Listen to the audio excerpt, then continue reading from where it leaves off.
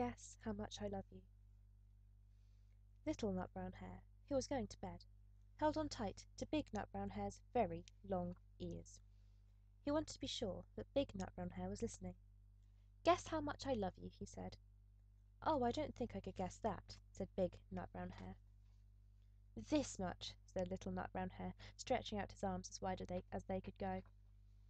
Big Nut Brown Hare had even longer arms. "But I love you this much," he said.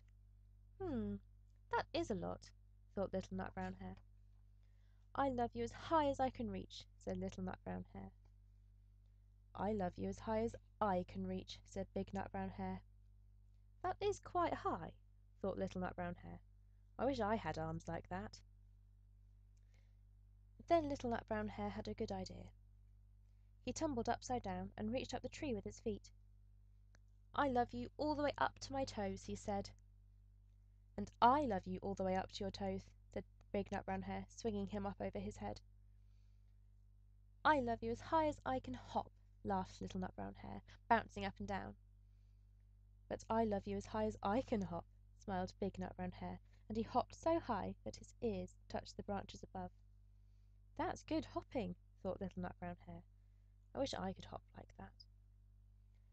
"I love you all the way down the lane as far as the river," cried Little Nut Brown Hare. "I love you across the river and over the hills," said Big Nut Brown Hare. "That's very far," thought Little Nut Brown Hare. He was almost too sleepy to think any more.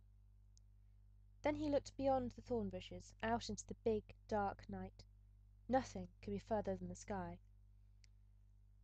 "I love you right up to the moon," he said, and closed his eyes.